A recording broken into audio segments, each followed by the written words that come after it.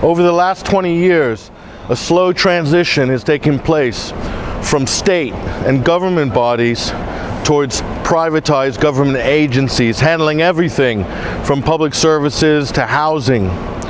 Now, this story in particular is one of the most shocking we've come across recently. One of the local residents, Umberto Silvestri, has been forcibly evicted from his home and beaten up by the police in the process. And we have it on film. Take a look at this footage. Have you got an order for me? Can you pass me the order, please? Can you please pass the order? Have you got an order for me? I've just told you I have, sir. Now, can you show it to me, please, through the letterbox? No, I'm not putting anything through a letterbox, sir. I'm afraid I can't help you there. What we're going to do, I'm going to inform you now, we're going to force entry. No, you cannot force entry. You don't have my consent to do that. You don't have authority or consent to do that.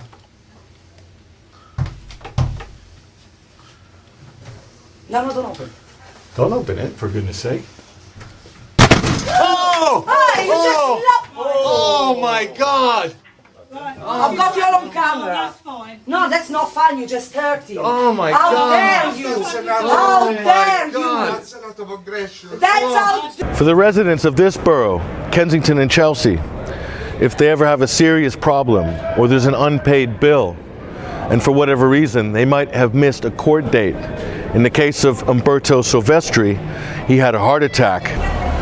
The ramifications of missing your court date due to a medical incident could be devastating. I need to get my medicine. I'm on an heart attack. Get away from me. I'm touching my things. Don't touch me. You're disgusting. This is disgusting. Oh my God, my kids have to look up to this. This is the police.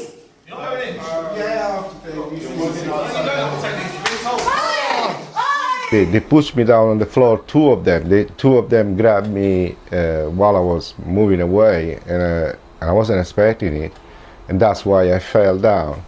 They just they were keeping me away from re-entering the premises. Yes, that's what they were doing. That was their service. No, they didn't even allow me to collect my medicine. To go back and get some clothes because I had everything inside. I didn't know what to do. If you notice, when I take my glasses off, took my glasses off, and he probably expected me to, I don't know, headbutt him or something like that. And in fact, you can see that he lets me go, and then he goes for something here, and everybody thought he was going for the handcuffs. No, he was going for the spray, for the pepper spray. I didn't have shoes, and basically then some other company came up. Those guys that just fit one of these metal doors. I didn't expect that kind of behavior from anybody. Someone at the council, someone within this entire system, is aware that Umberto Silvestri has more than one medical condition. And I think it's also important to bring up a couple of things, because we've had the video on YouTube, and it's a gruesome video. Okay, these things are not, I mean, it's worse than television because it's really happening. I saw the door slam into his head and I thought, poor guy, now he's got a concussion or worse. And yeah, I just had these horrible visions instantaneously. I mean, the guy's 58 years old. I thought, well, you know, that's it. You know, he could be a goner. Yeah, it was very scary. It was freaky. It's like the stormtroopers coming into your door. Yeah, wow. But they do it very nicely. It's all necessary force.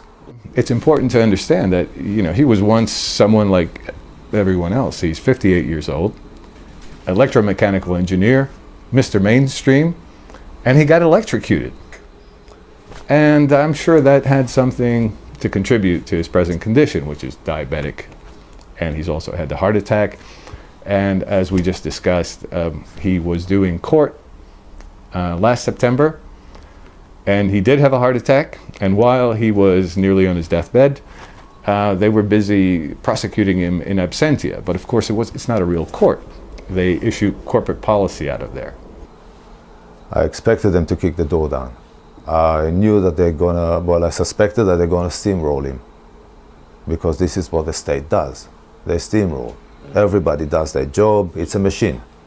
When people are asked to perform, generally they're not allowed to ask why or how much. It's been decided for them, and they're wasting their time. And any investigation that's done is always an internal investigation. This is what happened with Umberto as well. We're going to investigate ourselves and see how well we did in evicting you. Now, I don't imagine that their investigation will include the film footage, because more than one camera was there. So they're going to find themselves innocent. So I never refused to pay. I never refused to pay. I always accepted on condition they showed me the accounting details of where the provenance of those charges. He made the fatal mistake of asking questions. That's where we are here. You do as you're told. You're part of the order. You follow corporate policy. And if there are small charges that don't add up, if you're being charged for a service that you're not actually getting, and that service is pretend rent. It's a second rent. It's a second rent. Here we have what members of the TMO, obviously an agency of the Royal Borough of Kensington and Chelsea, gave me 2 days after. Well, basically they say this is the warrant or the possession order. This is the document who authorized them to evict me. Now, it says here notice of appointment, then in bracket with bailiff, or execution of warrant of possession or delivery. So this is supposed to be the warrant, a valid warrant or a valid order for me to comply with their demands. What is it? It's a notice. It says here, it's the title of the document. This is a document. It's titled notice. A notice is a notice. It's not an order. It's not a command. It's nothing. It's got no value whatsoever. Anybody can issue a notice. It's not signed. There is no signature apart from the acceptance from the bailiff, because this is directed to the bailiff. What you have is what Umberto quite rightly calls the requirement of performance. They're constantly sending out notices to people to perform something. Yeah, and that performance generally is go pay this bill. They say, this is this amount, go pay it. Yeah. So there should be no questions. You've got the order. Why don't you just go pay it and shut up? 20 years ago, we didn't have problems with 30 years ago. We could drive in London and it was okay. It didn't pay so much. Now everybody pays more. Everybody pays more in housing. Mm-hmm. And they put prices up. Now it used to be once a year. Now they put it up twice a year. So people get really irate about it. But council tax? Council tax goes with the council tax. It's a different story. But I'm talking about the rent itself. Yeah. And so I hear a lot of grumbling around. People don't know what to do. And they get really frustrated and upset. But there's nothing they can do, and nothing I can do, because what am I going to do? We need to take a lawyer. A lawyer will take our money. No, thank you very much. So we're in a double bind. Nobody said that they gave permission to the Tenant Management Organization to operate people's lives, to make them perform.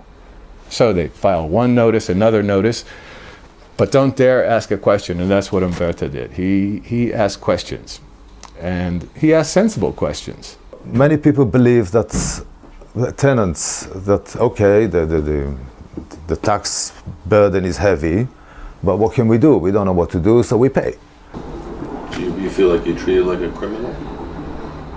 Well, no, well, maybe they treat criminals much better. I've been treated like the last of the last, a slave, or you know, not even a private in the army. A private in the army, you know, the officer, they treat you okay if they see you, if you have some kind. Yeah, it's like to be, you know, and subhuman or something. Just to, exactly, they treat us like if you are in a labor camp, in a concentration camp or something like that. You know. If you don't do what we tell you, bang, we send a squad, we send a gang. The gang is gonna beat you, like in the sheep, you know. We are at the bottom, like the rats down there, and if we show our head, bang, something like that. No one has a clue on how to deal with a corporate state and have a remedy. And when you don't have a remedy, it's not law. That's the entire point. I don't expect anybody else to take responsibility for what I do. I'm taking responsibility. I got to the point a while back where I said, okay, enough is enough. I can't take this anymore. I have to try and do something.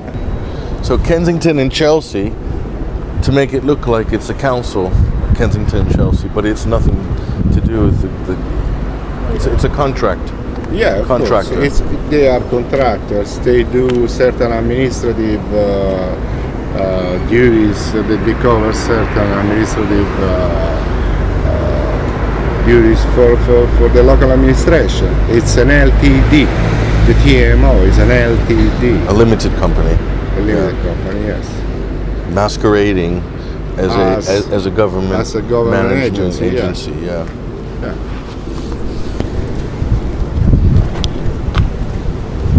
Okay, I'm going in.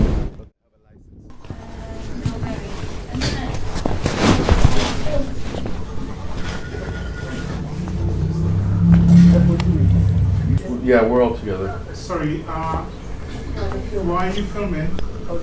We're doing a documentary on him, Umberto. Yeah, And sure. please don't point that camera in. Yeah.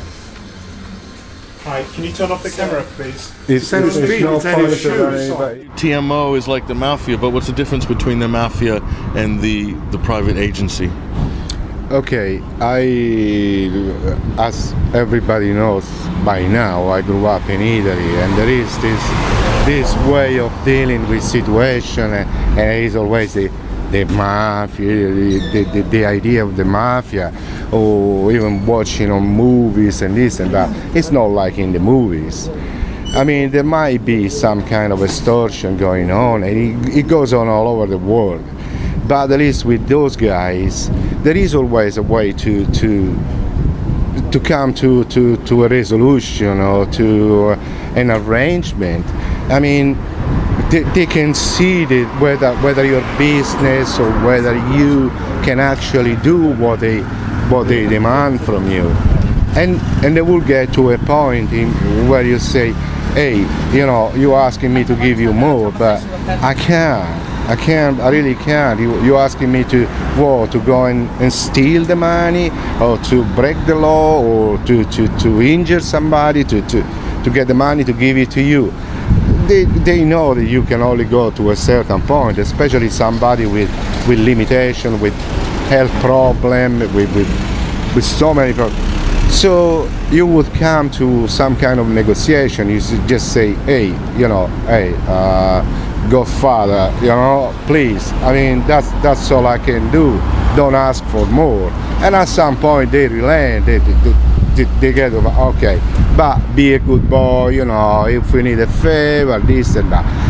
That's the scenario of the mafia. With these people you cannot reason.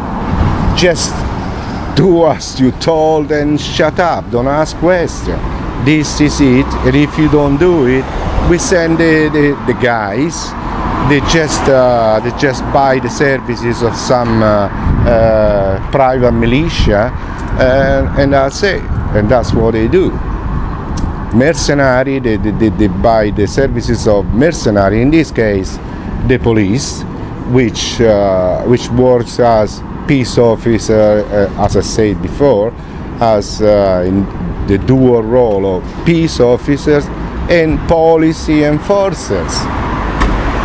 And that's it. That's what we're dealing with. Everybody's dealing with it. The story of Umberto Silvestri is not the only one. He's not alone by any means. There's hundreds, if not thousands, of other residents who are going through exactly the same situation, who are being forcibly evicted from their homes. But the most significant thing about this disturbing trend is that these private public initiative and private public partnerships are not accountable. If you have a complaint, you face the corporation.